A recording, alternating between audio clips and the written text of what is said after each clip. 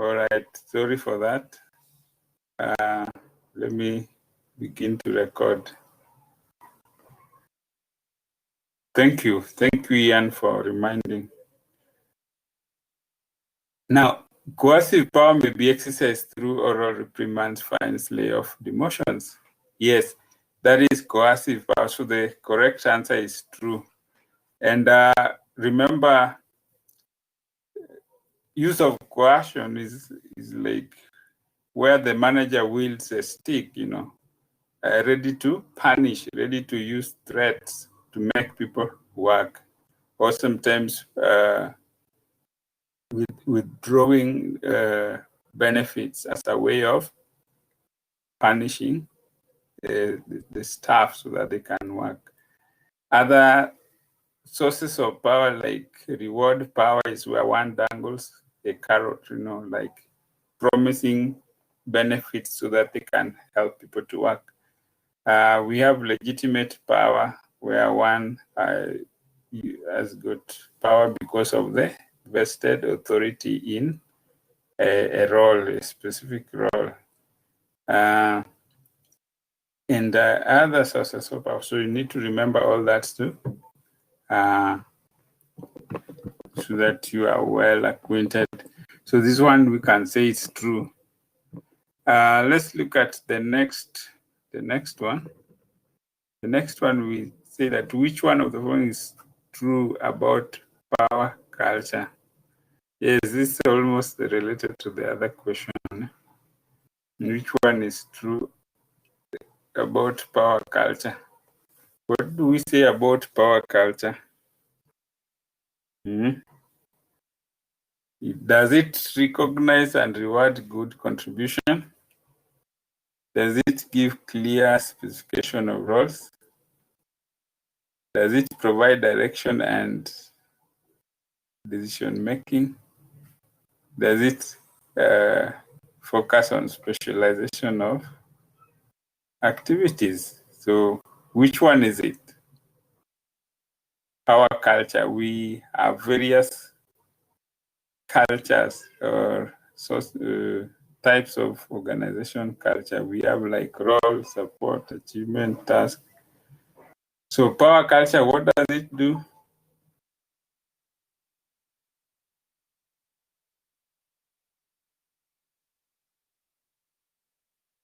What does power culture help perform?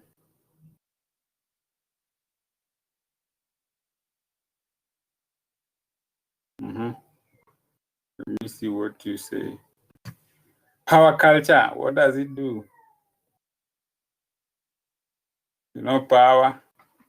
Power is related to authority, making decisions. Yes, it is about decision making, about giving direction and decision making, and recognition for and reward of good contribution. Which culture is that? Which culture is that? Recognition for and reward of good contribution.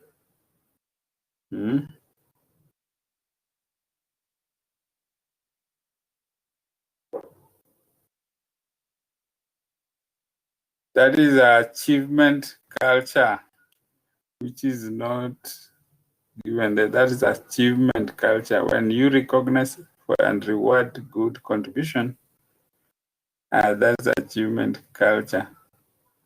And then there is also another culture which is talking about clear specification of roles.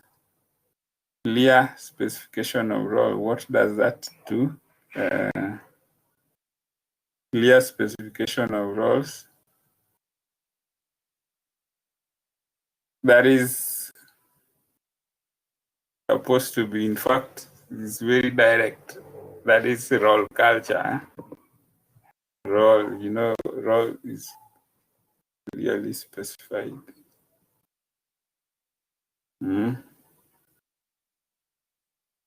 What about specialization of activities? Which culture is that? Specialization of activities.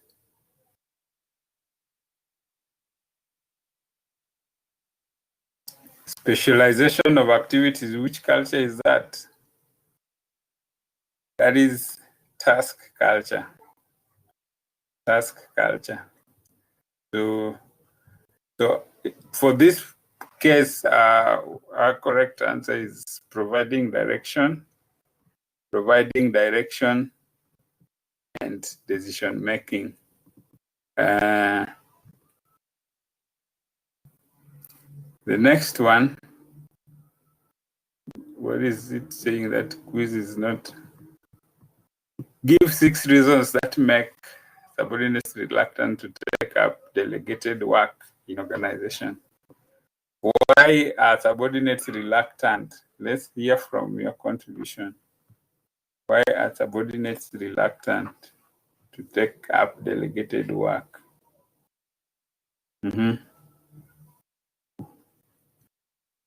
Sometimes they are not willing. When, for example, when there is problem of qualification. So when they fear because they lack qualification.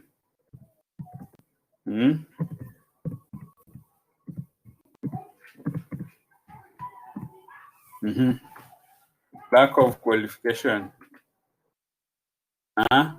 What else?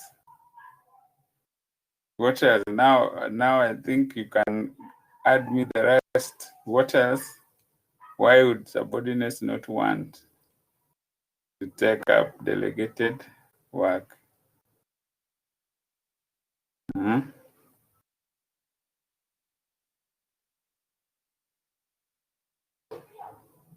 Why would subordinates fail to take up delegated work?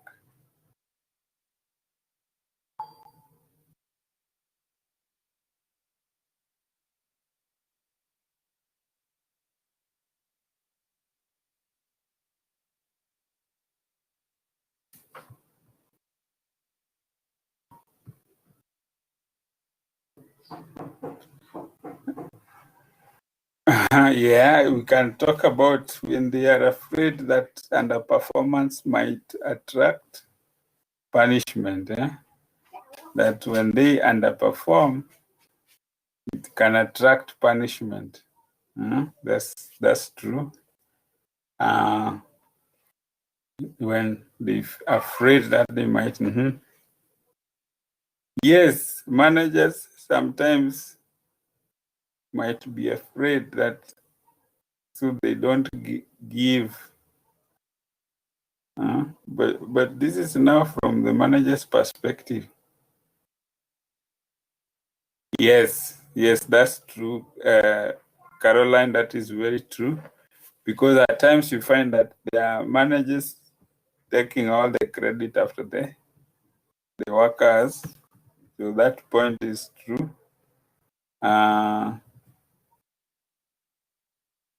That point is very true.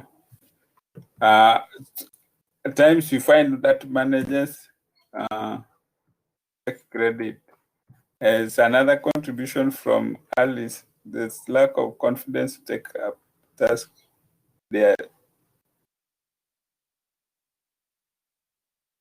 Yes, the same as Ian's point. Yes, fear of underperforming or they failing to perform well. So we can take any of them. That's very good, Alice. That is, they are afraid that they might underperform. And then again, when one underperforms, then they can attract punishment from their managers. What else? We have improper reward systems. Whereby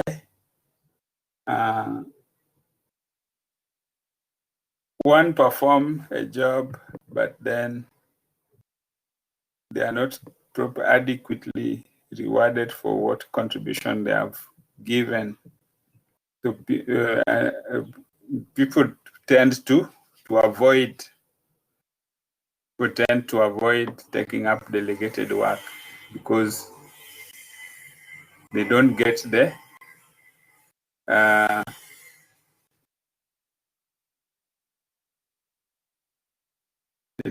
the reward that is due to what they have done.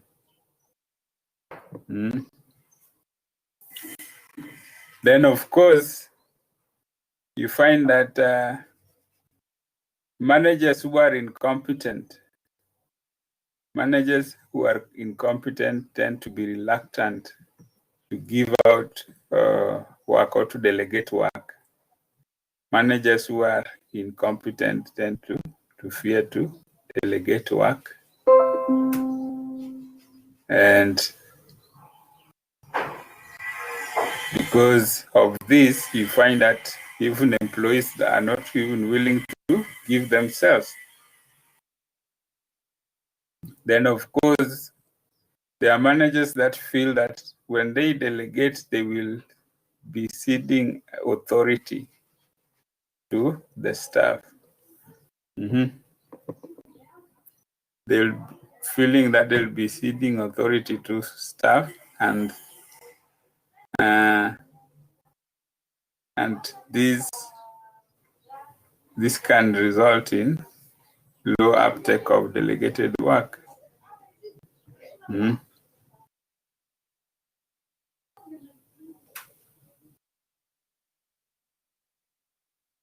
So let's look at the next question, the next one. So we add those other points there. I'll add them later on.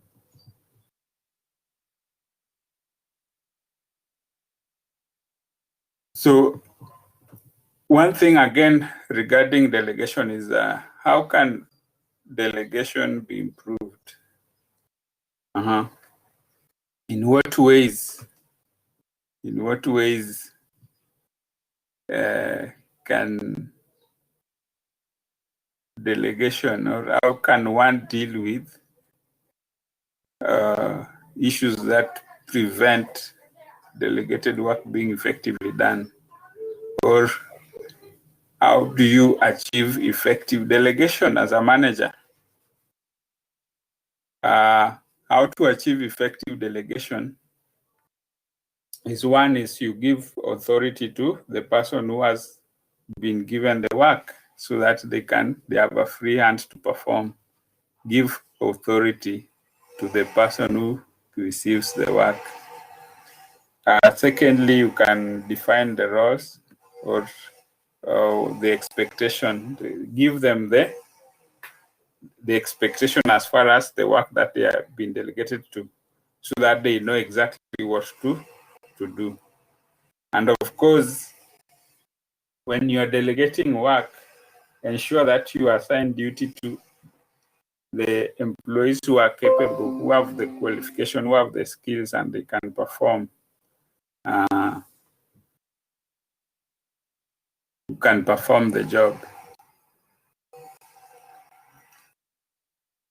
Then, of course, create a climate that enables employees to be willing to accept. That is a supportive climate, so that when you delegate, there is that desire, that willingness to take those roles. And of course, ensure that there is effective communication between management and the subordinate, so that they know exactly what is expected of them. Good. Next question.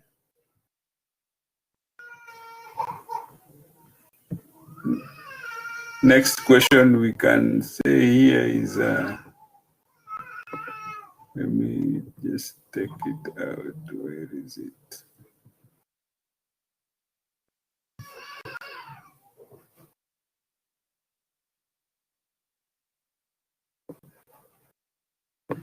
Oh, I was on the... Okay, good. Next question is here. According to Fayol, the major function of management are planning, monitoring, leading, motivating.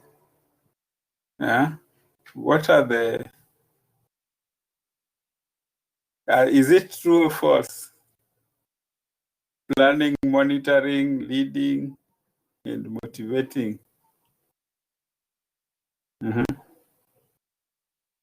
Remember what Henry Fayol put across? That yes, Henry Fayol is the guy who came up with the 14 principles of management. But before he suggested those principles, there are some certain roles that he had identified that for all organizations need to perform certain tasks. Then his concentration was, of course, in management. And in management, he came up with certain roles that needs to be done. One of the roles was planning. Another role was coordination. So he came up with the role of planning, organizing, commanding, coordination, and controlling. So let's check. Are those roles here? He talked about planning, organizing,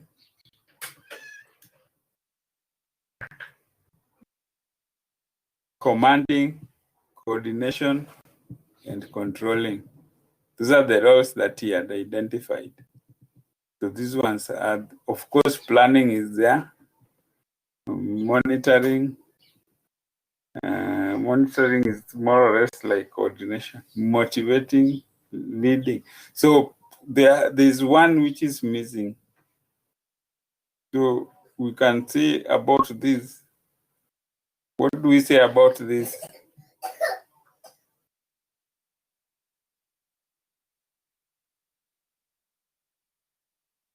What do we say about this? Is it true or false? Is it entirely true?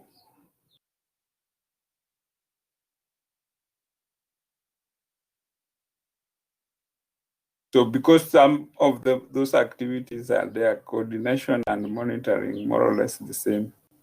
Controlling and commanding and leading. So motivating, he did not talk about motivation. He did not talk about motivation, but the three he mentioned, so we can say about it. We can deny, because he didn't talk about motivation. He just talked about commanding. Does command means motivation is not related? Good. Explain 5 factors that may influence the span of control. Span of control.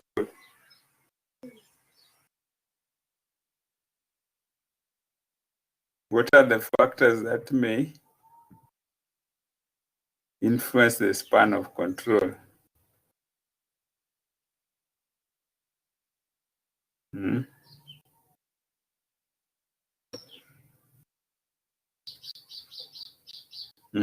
We can talk about the span of control relates to the number of employees one manager can manage at a given time.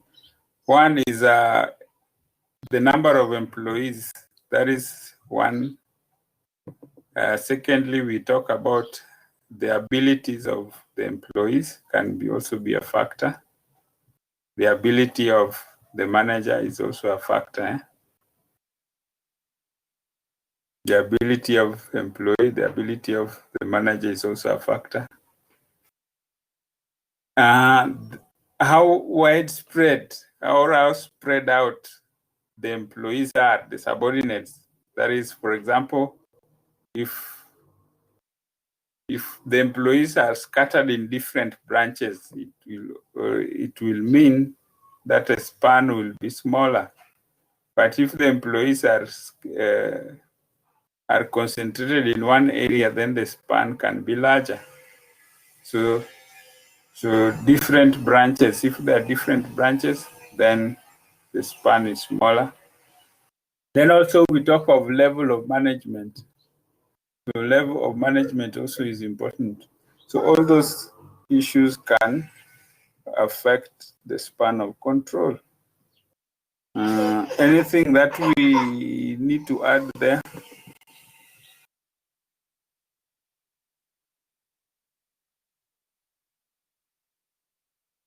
Good. So I think that one is, I think it was well done, actually. I thought. Oh, by the way, I've already marked. You can check your marks if you want.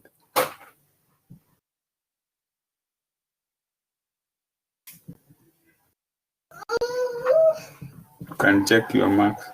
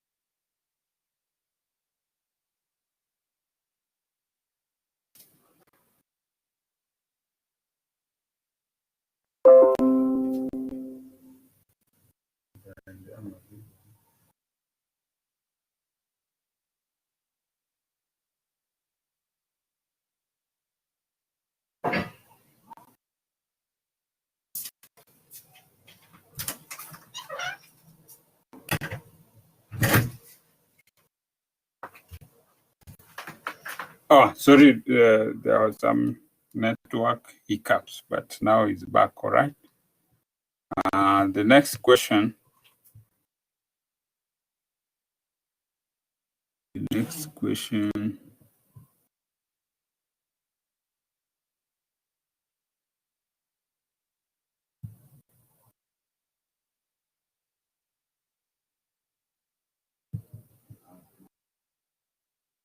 Which the following internal and environmental factors influence managerial decisions, except which one is not?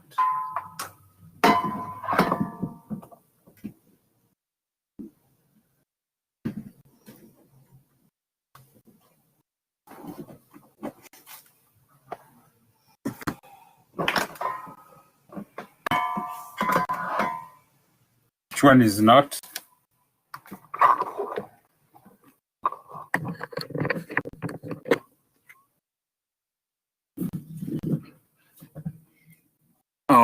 Internal environmental factors. Now, the only one which is not, let me see what you guys are saying.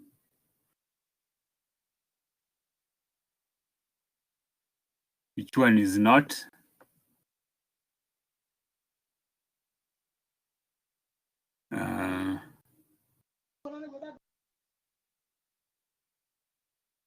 Yes, which one is not?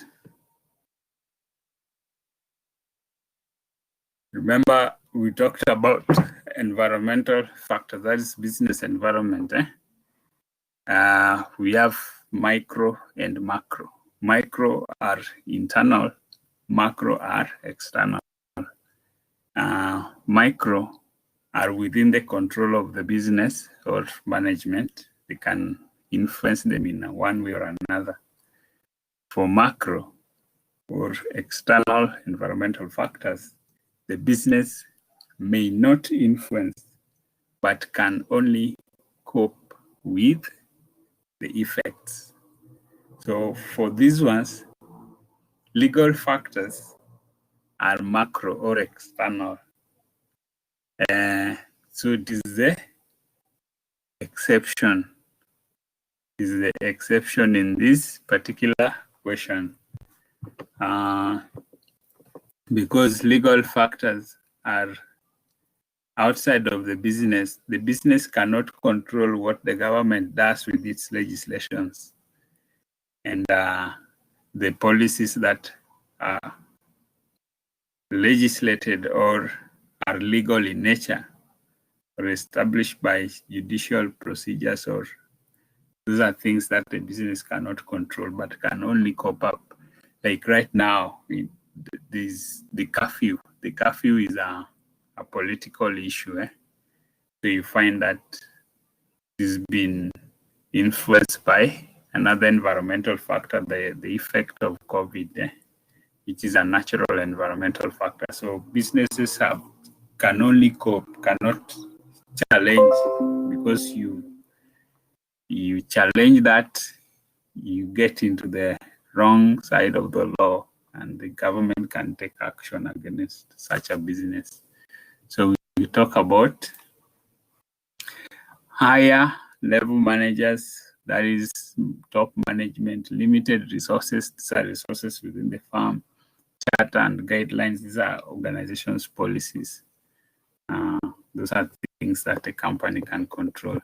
So what you need to remember about that area, get to understand those two forces, the internal and external forces that influence business. Get to know that internal forces, business have capacity to control them and can directly influence such. But for macro factors or external factors, businesses may only cope with them. State 5 reasons for group formation. 5 reasons for group formation. Why do we form groups? Why do we form groups? 5 reasons for group formation.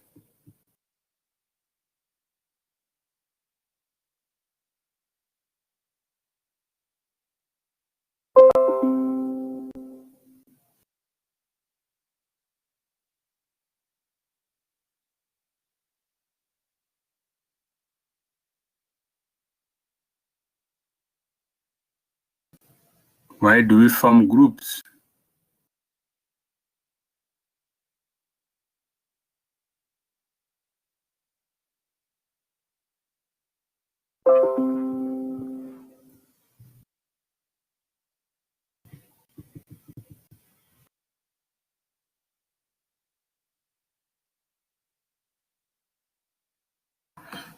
Why do we form groups?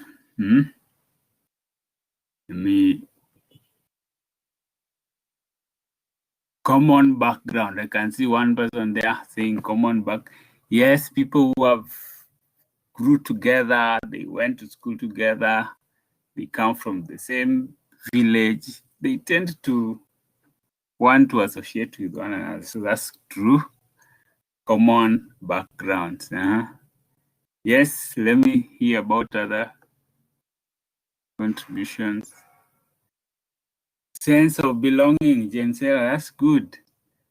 People want to belong.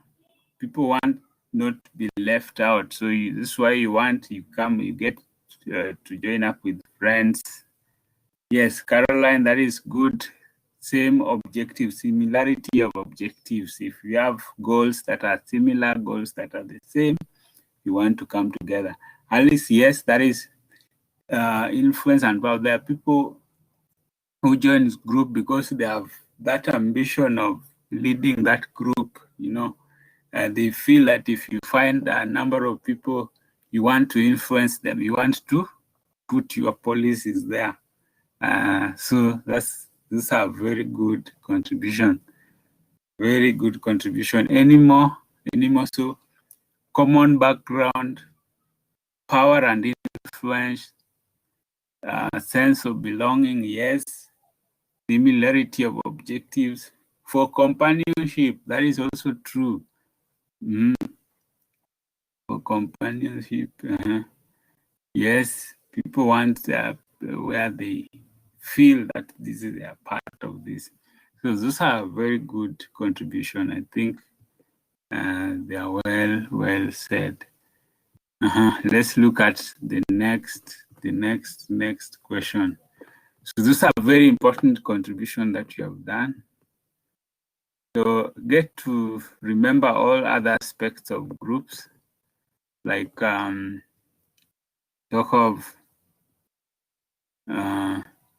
group cohesion, what make groups gel, talk of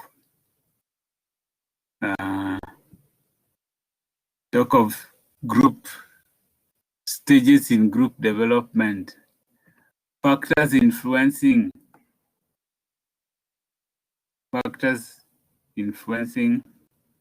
group formation. Talk about formal and informal groups. Get to remember all those kind of things. So all those are important aspects that you need to remember. So what factors influence group formation? Very important.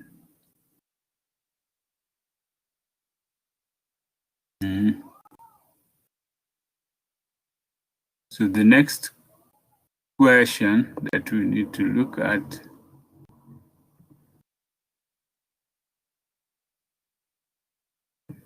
the next question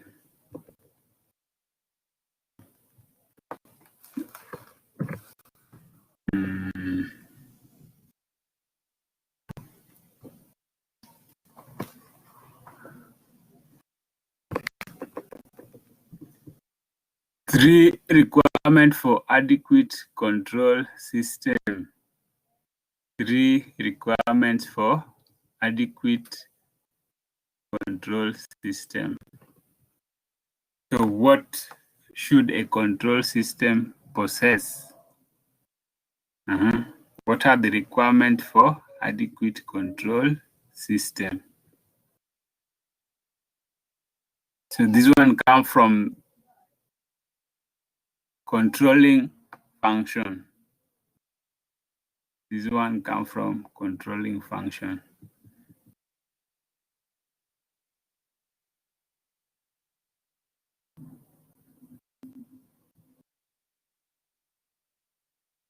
So what are the requirements. So we had said that control systems, one, should be economical, that you put in place control system, you need not to spend a fortune on it that will interfere with your finances. So that is very key. It should be economical. Two, control system should be flexible. Flexible in the sense that you can change. You can change the system with the changing environmental issues. Then talk of a control system being developed with objectives in mind. That is, there should be objectivity, that the standards that are set should be objective.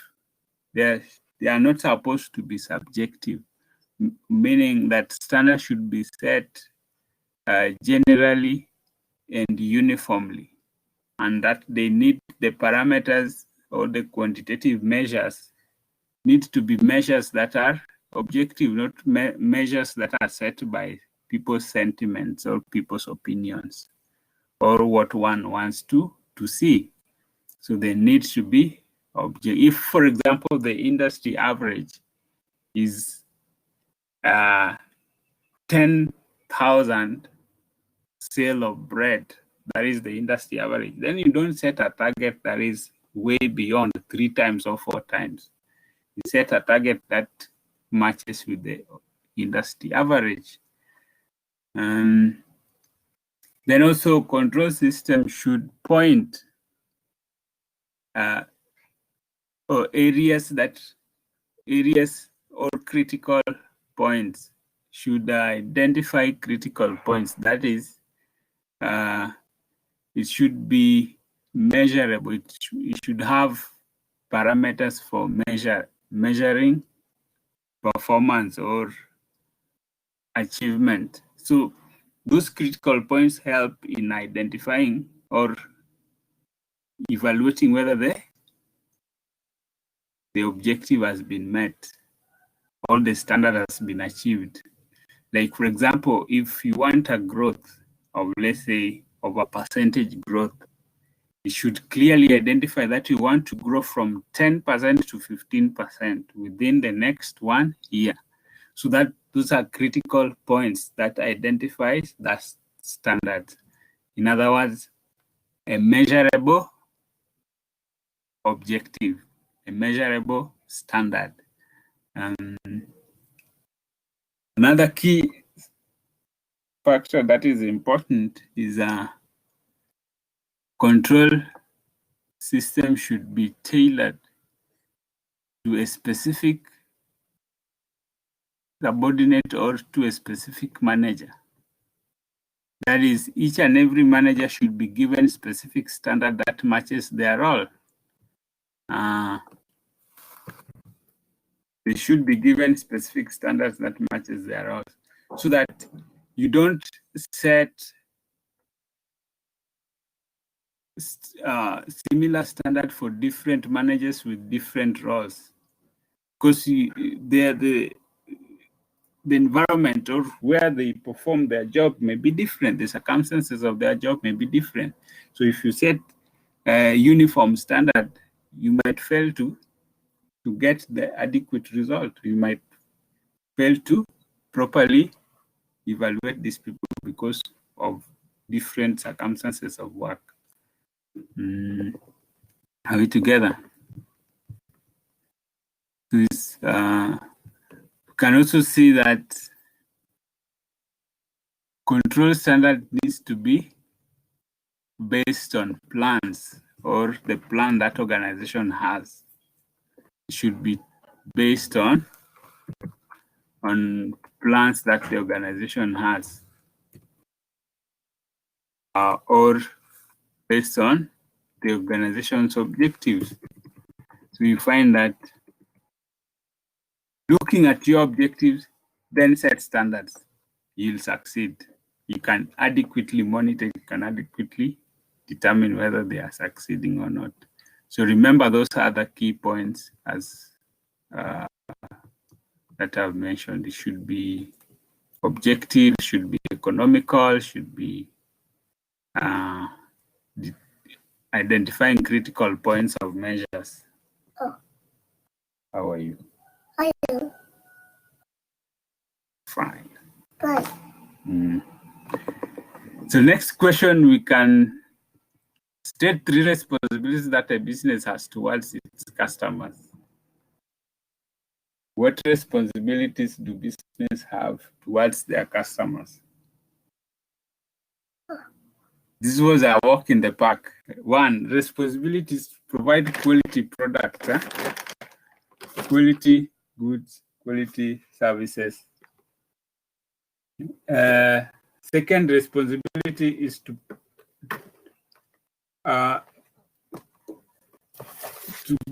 give customers fair pricing, fair price.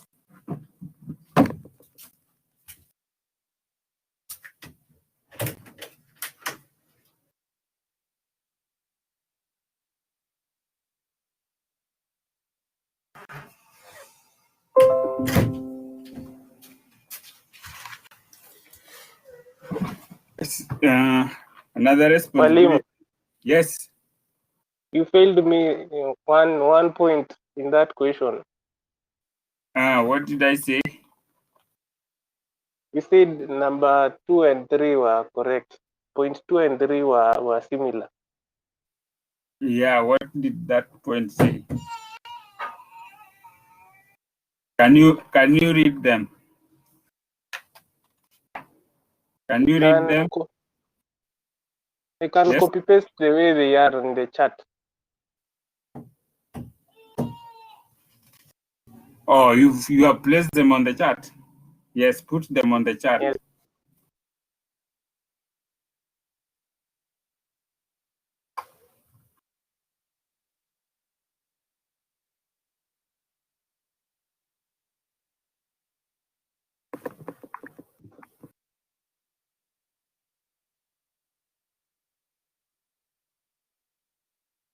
Is it improving product by updating them and adding more features, and then meets the demand in terms of quality and quantity? I thought product improvement is just working on quality. More features, I mean like adding more security, maybe things like that, and then updating. You keep updating according to the trends that are going on in the environment, in the market. Product improvement. Yes. Okay, you failed me that. I combined them, Yes. Okay, I'll check on it, Yes. But key thing about responsibility towards customers is price of goods and services should be reasonable and affordable. That is, when you give your customers, when you price your product to customers, it must be based on the value. That is, charge your product based on the value. So I'll check that. I'll check that and review. Then giving proper or adequate after-sales services. Then, of course, adequately informing customers of the product's advantages and disadvantages. That's why you find that drug companies, for example, they would tell you that this drug has got these benefits, but also there are some risks that are associated with using that particular drugs. Now, that should also apply with other products, that as much as you sell the product, not just focus on the good side advantages. Talk about the risk of using that particular product. For example, it can explode when put on power. It can cause this and that, so that the customer is well aware of. Then, of course, listening to customers. Did I listening to customers? I'll check that. Then, of course, using fair measures and weights. Using fair measures and weights. And like, for example, avoiding adulterating of products. Like, for example, if you go to a milk bar and or a milkman selling you milk that is that has some water added to it, that is adulteration. Or you go to buy petrol and you find that it's mixed with kerosene. That is or you go to buy some drinks and you find that it has some other foreign stuff has been added. So now the business has a responsibility to avoid those things, but also ensure that if it's 1 kilogram of sugar, it should be 1 kilogram, not 800 grams. Or if it's supposed to be 1 liter of milk, it should be 1 liter and not 950 milliliters. So those are key things that needs to be taken into consideration. Now, remember other responsibilities that businesses has towards, for example, society. Someone told us about employment. Employment is a responsibility towards society, yeah? Towards suppliers, responsibility towards competitors, responsibilities towards the government, responsibility towards employees. So all those are important aspects that needs to be taken into consideration as far as social responsibility is concerned. So remember that. There are also investors, there are also shareholders. So businesses need to know how they are responsible for various groups. So let's proceed to the next one.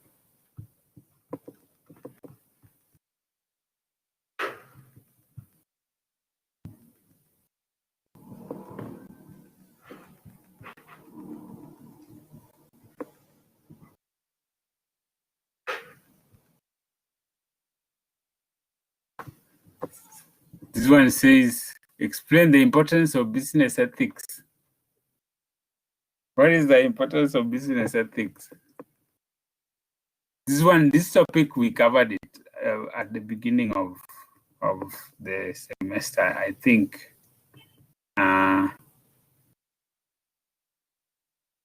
It's part of it was part of,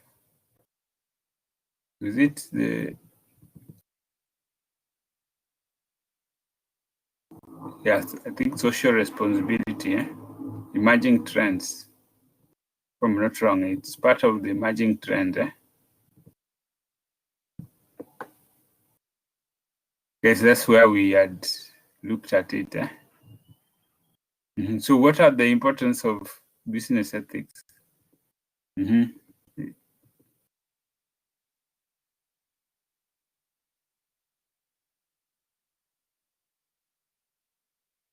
Why should business ethics be?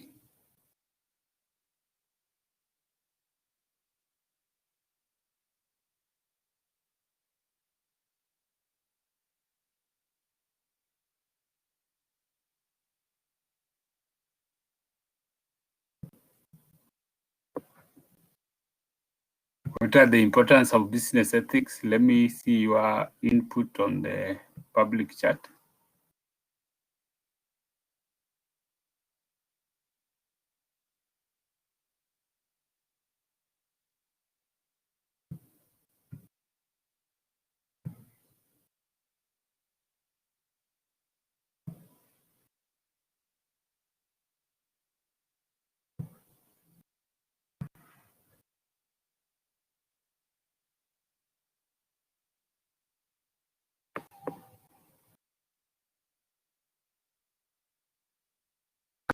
What are the importance of business ethics?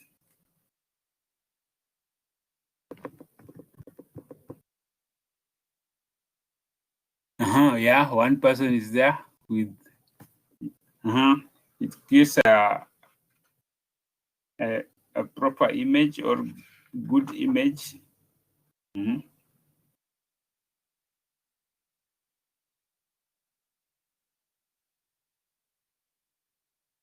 It creates positive image. What else?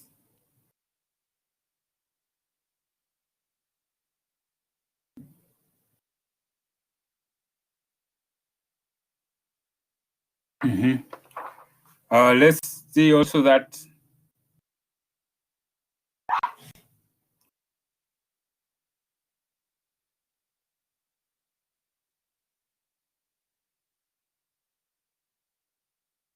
it helps business make moral decisions. It helps businesses make moral decisions. That is, decisions that are morally right. Decisions that are morally right,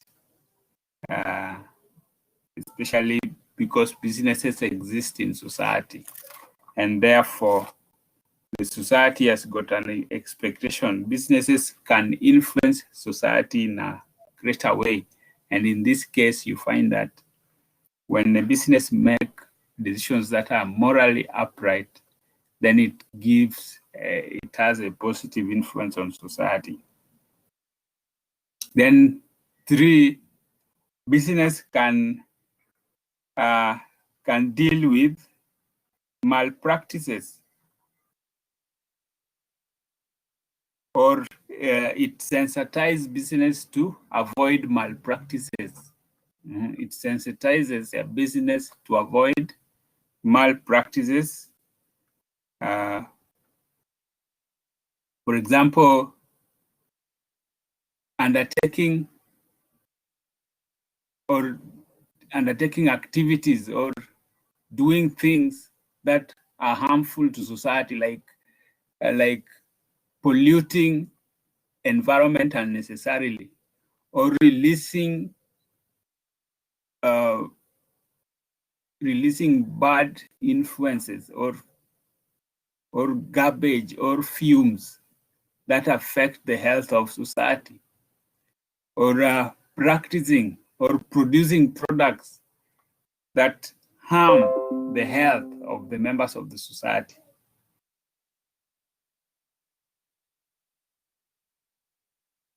Then also, business ethics also help businesses to solve or to deal with or to resolve ethical dilemmas.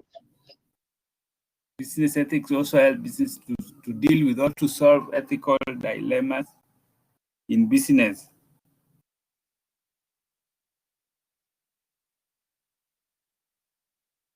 Things that are controversial in nature and also borders on ethics. Sometimes because of business ethics drive companies to deal with such kind of dilemmas. Now, dilemmas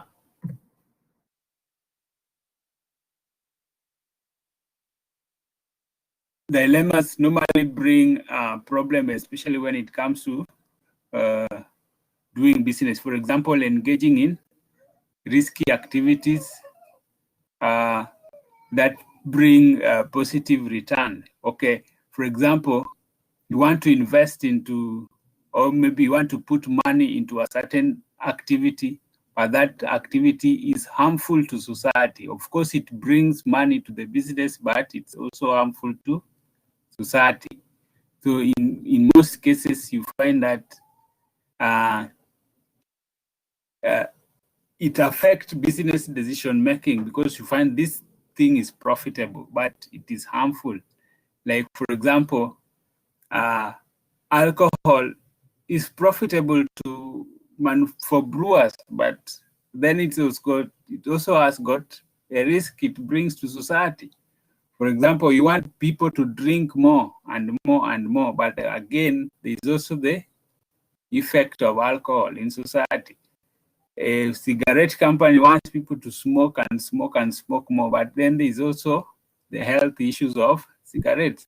So sometimes it's when managers get to the board meetings, for example, wondering how do we make people smoke more, and then ethically smoking can be harmful. So that is balancing between the two sometimes becomes a challenge when in certain issues. Then, of course, the businesses are supposed to be custodians of moral values. Businesses are supposed to be custodians of moral values of society because they exist in the society, so they must be champion of the proper values, good morality, because the society believe that a business is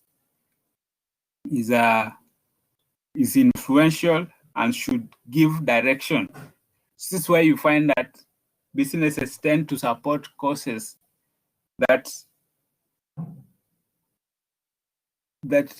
develops or grows or makes society to thrive, rather than that bring negativity in society.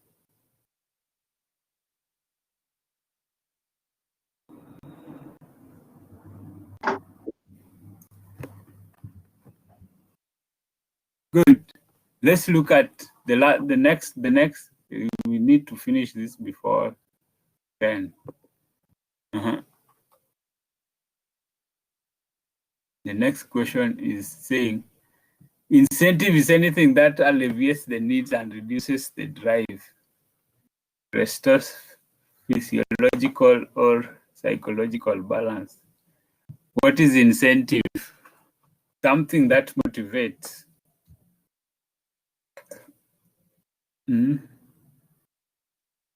So what is the answer there?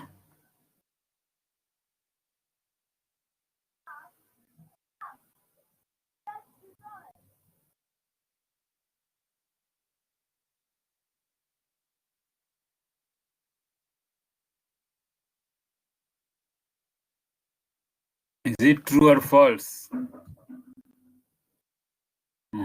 This one, I want to see what you say. Is incentive true or false according to that description?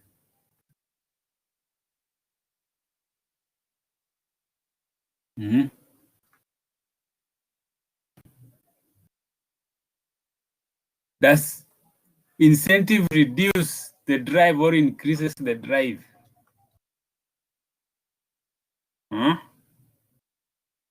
Talk to me. Incentive, does it reduce or increase? Yes, it increases the drive. For example, you wanted to buy maybe an item in a shop. You have been wanting to buy this item, but then a salesperson comes to you and tells you that this item you are really looking for, you are willing to buy it. I'm going to give you 20% discount. Now the discount is incentive. Will it reduce your drive towards wanting that thing, or will it increase? So what is the answer there now?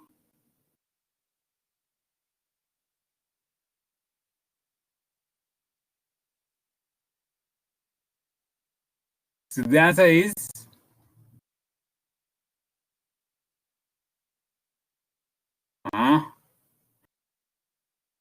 false. Why don't you talk to me? The answer is false. Mwalimu. Yes. You failed me that one too. Did I fail you? Yes. Number 20. Yes. What did I say? You said the correct answer is true. Incentives. So I'll check on it. I'll check on it and adjust. Once I adjust, it will automatically reflect. Okay. Yes. Yeah, but incentives actually increases the drive. It makes one wants to to make that particular purchase. Let's look at the next one.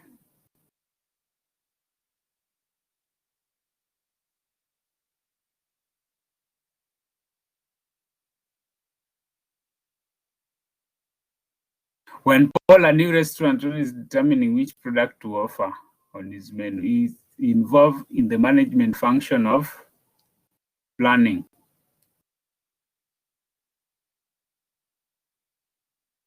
Yes, which one is it? Is it true or false?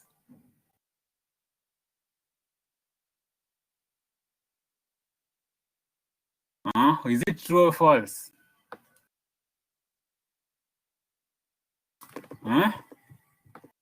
This is true. You remember we said planning drive the manager to determine which product to offer, which market to target. That's what we had said. We did that discussion in class. We say that planning will drive the managers to determine the product, because there are various levels of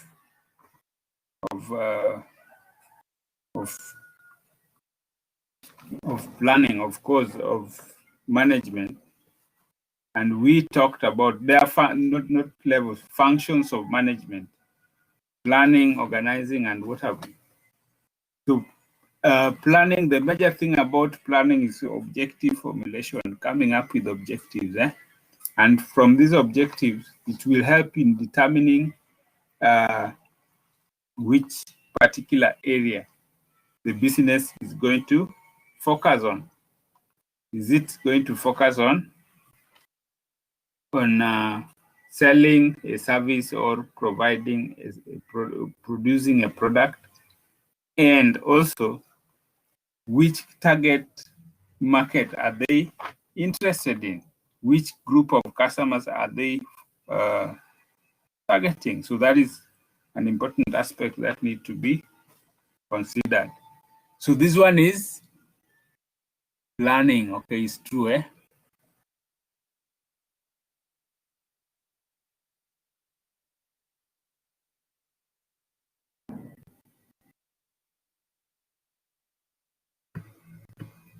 Now, organization cultures, this one we had mentioned them.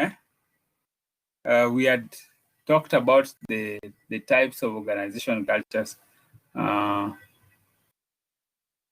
We talked about we had talked about power culture, role culture, task culture. So we had mentioned about those cultures. Achievement culture, support culture, and what have you.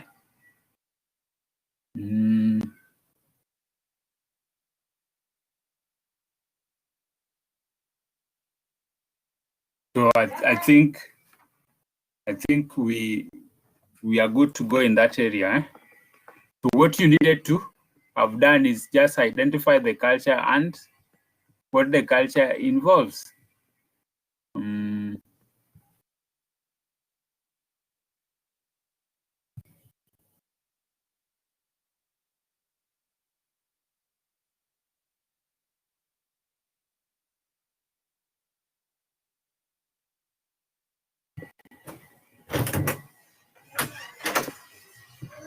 Yeah.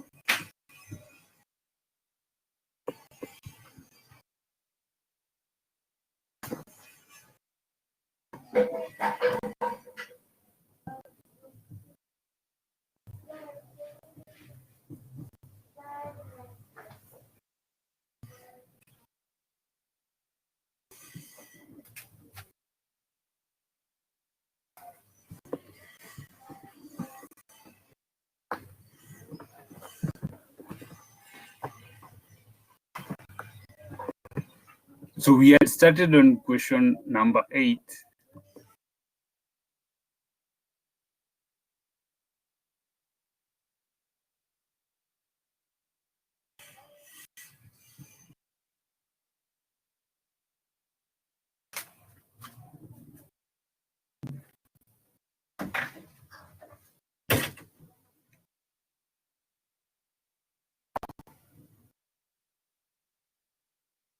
So the first questions that we had looked at, we started from question 8. So let's look at the first 7, The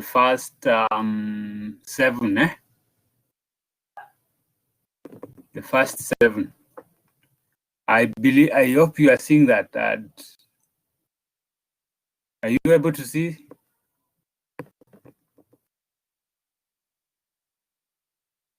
Oh, some of them we've not put answers. That's why they are blank.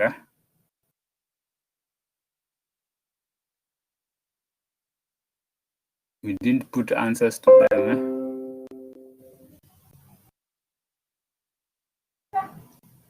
All the answers we put are issues. I'll adjust them, okay? But outline 5 benefits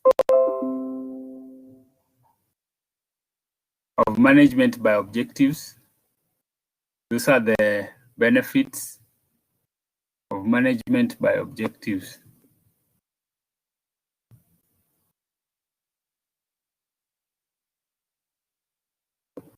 Five benefits of management by objectives.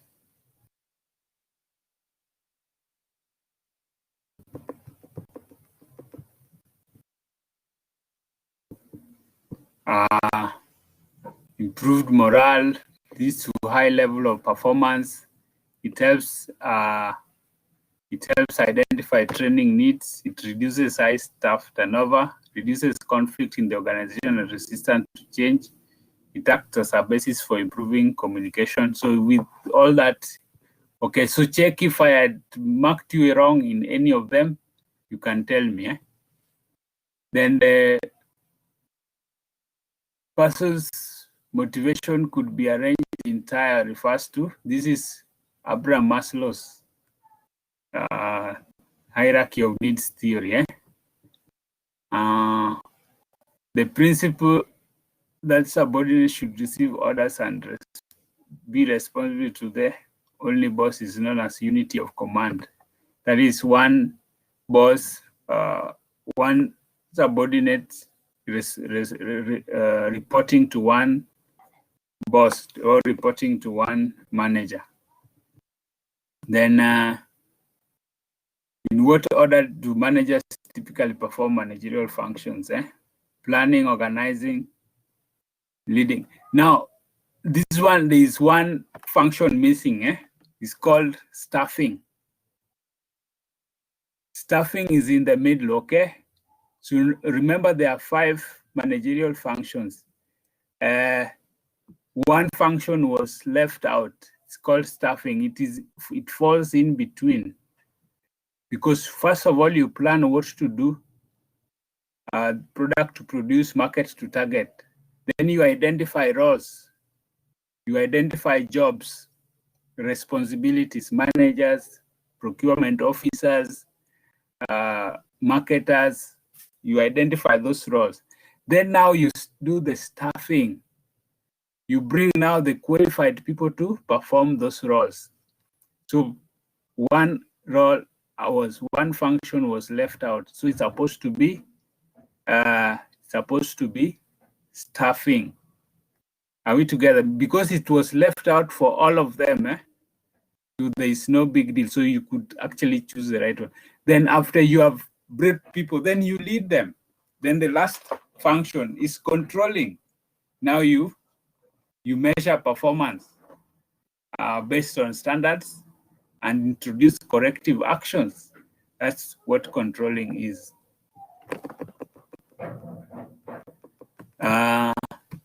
Which theory assumes that people are naturally lazy? This is theory X.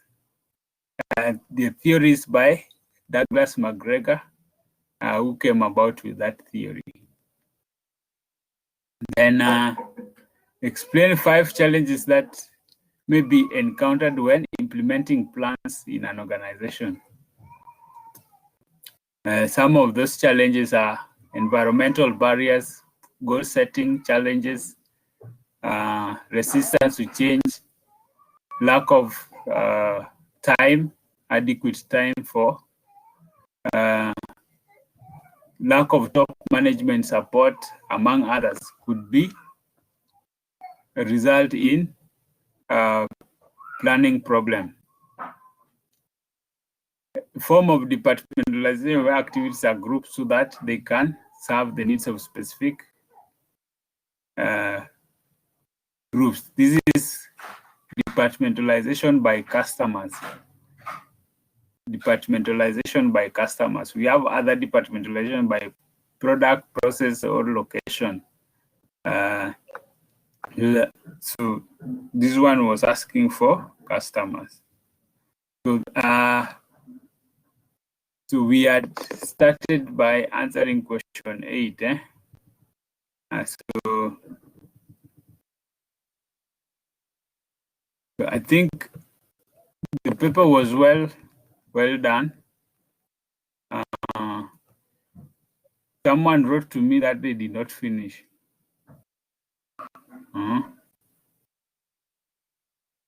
But most of you got everything right. But those were the areas where there are some problem. I'll check and do adjustment. Once I have done adjustments, it will reflect. It will actually reflect. Is there any question? Any question? Any problem? Have you been informed you are likely to sit for your internal exams online? No. We haven't been communicated to. So this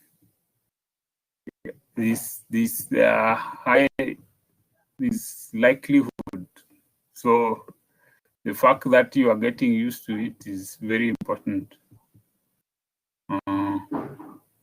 Because at some point we're also waiting for communication, but they are still gathering some data so that they can tell us whether we convert our exams, the ones we set in January to online mode.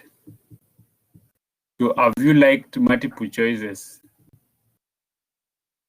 or the essay ones? Which one do you like better? Multiple choice or essay? Ian? Yes. You like essay or multiple choice?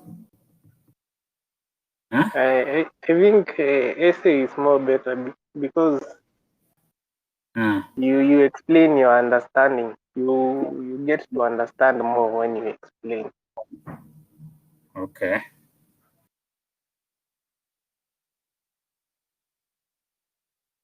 Good. Alice is there still. Alice, where are your colleagues of which class? The BM class. They have never attended any class. What are they saying? Most of them were complaining about bundles. They had not registered for them. You see, they are the ones who did not register. Yeah. I believe you are given 10 GB bundle for the semester. Is it 10 GB, isn't it? Yeah. Yeah, 10 GB you can.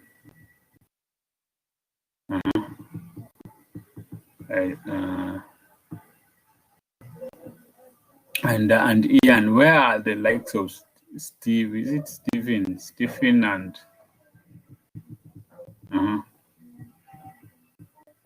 Steven lost his phone. And Frederick is in up country. Okay. And also Jacinta is having challenges with bundles. Why did she apply for bundles? And bundles are being given for free. 10 GB bundles. That's quite a good amount.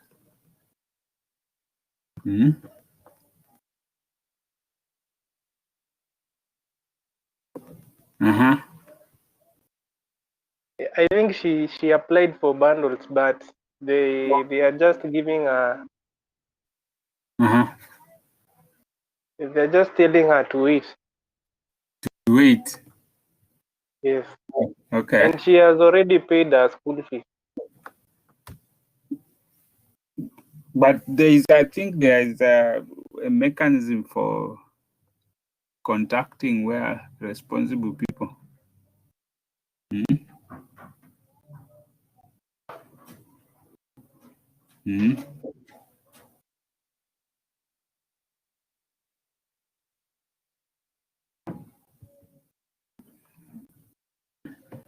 Uh-huh.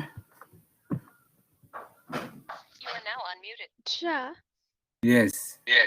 ZD are doing exam for the end of semester exam so that they break. Yes, they are doing. So what will happen to us, because this was supposed to be our last, actually we were supposed to do exam in July, meaning by this time we'll have cleared. Now after the break, will we come back? Now will we wait for NEC to communicate or what? It's the next step for us. When you registered in January, you are supposed to take 3 terms or what, 2 terms? You are now unmuted. Just 2 terms, the January And semester and the April one. Then from because we usually start our exam June, July, late June with our practicals. So by the August we would have already finished. So we prepare ourselves to go for attachment. Yeah, I think they'll communicate about maybe they'll look at who have attended the classes and give them a clean bill of health. Then those who never showed up for any class would continue, but I'm not sure. This is not official. So just wait for communication, especially from your head of department. They'll be able to communicate and give direction on what needs to be done. That's where you can get the right information. So as for now, I think we'll also ask the head of departments to give us information about all those questions that you have, so that we can also give you. But what I believe is that they'll communicate officially to you. I think you have a WhatsApp group or Facebook. They send communication on Facebook or on WhatsApp, whatever means, but some way, or on email, I think they'll be able to communicate. So as for now, let's just wait for that communication.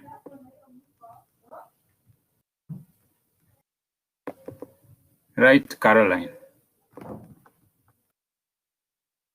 now unmuted. Yes. So Hello, Walimu. yes. I have a question. After we have finished the internal exams, are you going to still support us with our questions that we have before we do our final exams? Which questions? Yes, Maybe revision questions. In fact, until you do exams, we will be there to support you. We'll be there to revise together. We'll be there to consult with any question that any of you has. And normally the support for any student doing any course is up to the day they sit for that paper. So we'll be there. We'll support you. We'll revise together. We can even set up the conference for revision. So that is something that we have to do up to the end.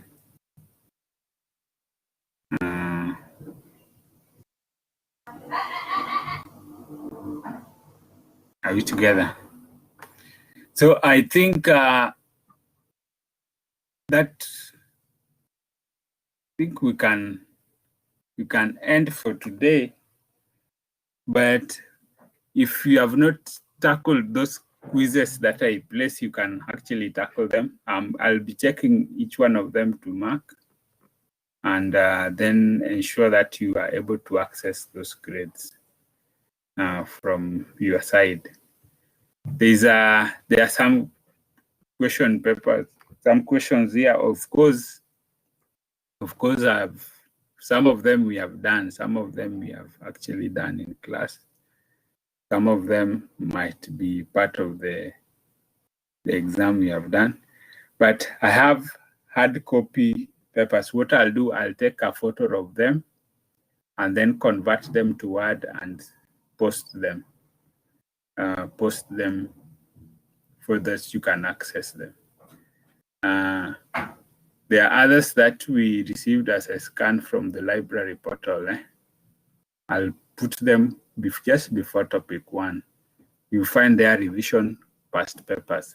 You'll be able to access them from there. So you can always download them and revise. And then, of course, the ones that have converted, I want to arrange them per topic so that it can help you with revision, so that you can concentrate on one particular topic as you revise. But if you want a blend also, it's also good. The full paper gives a good blend as you answer one question to another. Any question, any more question?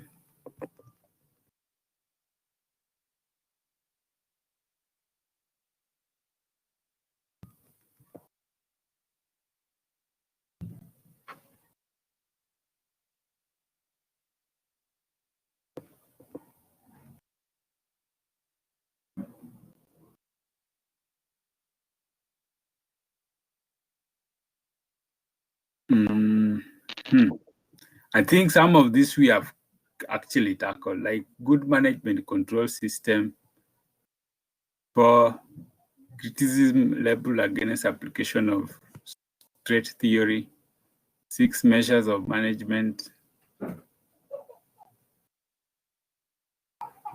This one, how do management motivate workers? 4 categories of leadership behavior.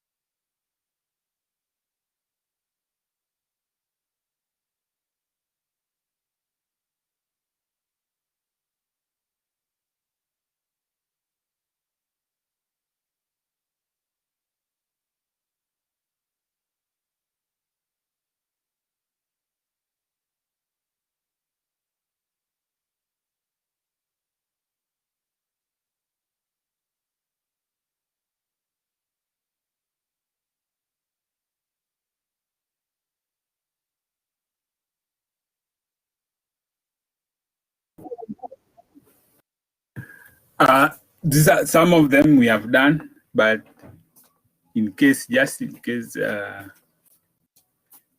case you haven't seen them, we can kind of discuss.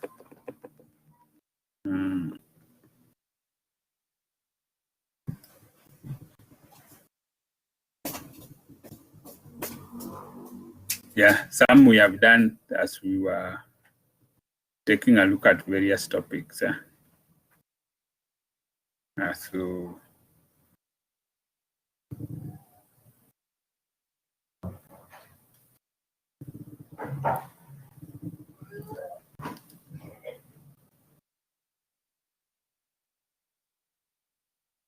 like this is the one that was in the paper.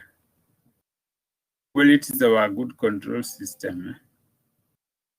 This one was in just the paper we have done.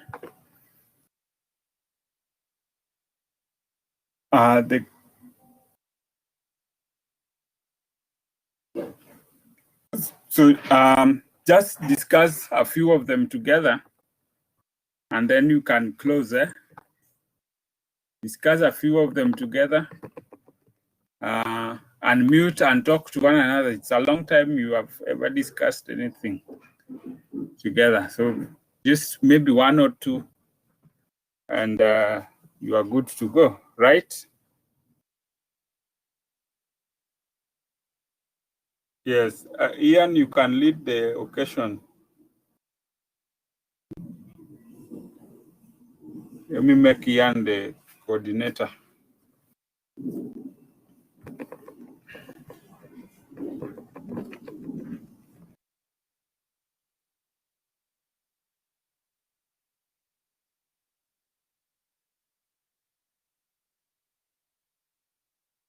Hello. Good morning, people.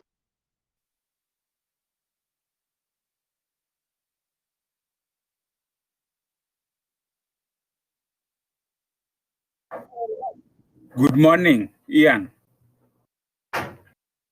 Okay, which question do you want us to tackle? Which two questions do you want us to tackle?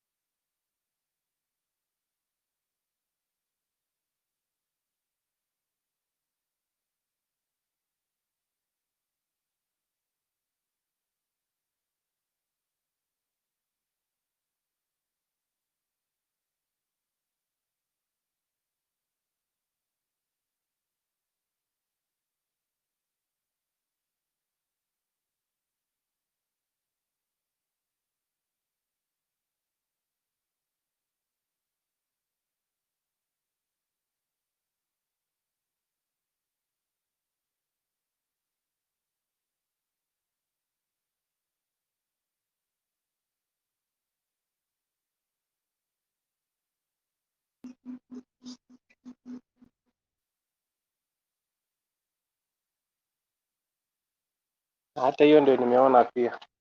Categories of leadership behaviors that are associated with path goal theory.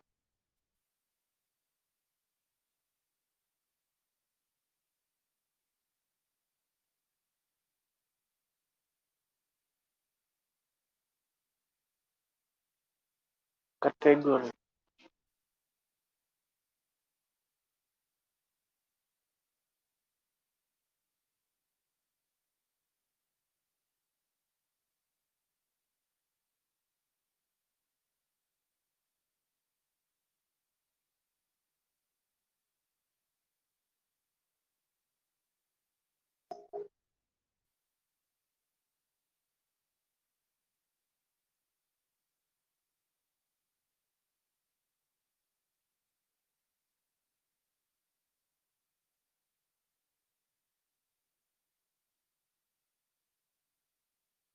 Kuna someone akona idea which some of those categories?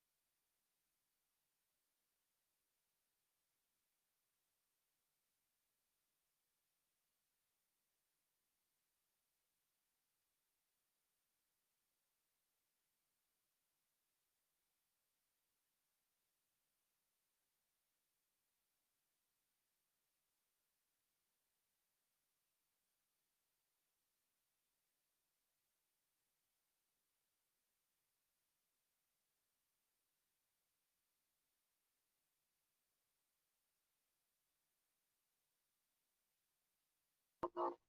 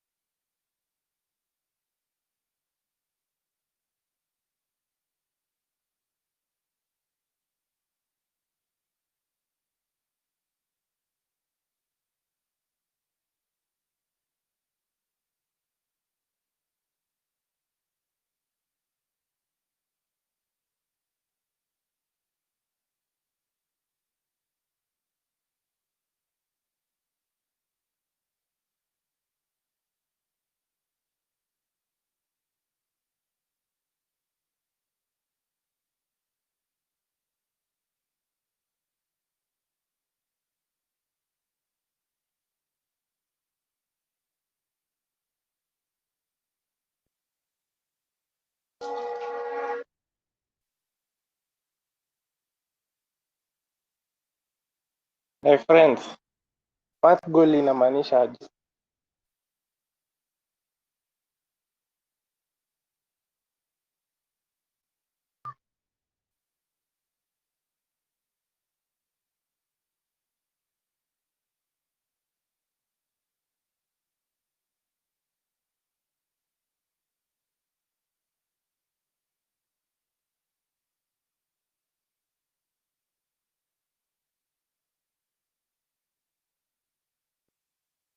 In my own understanding, naona kama path goal inasema that leaders are open to change in situations, certain situations when they make decisions. Huh? Taro unasema aje? Toka.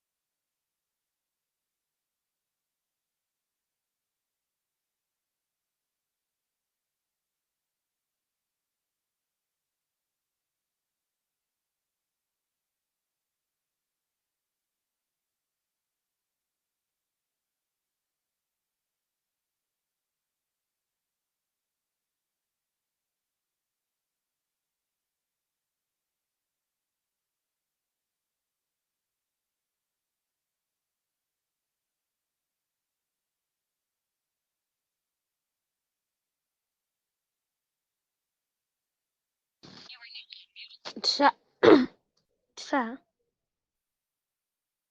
hello.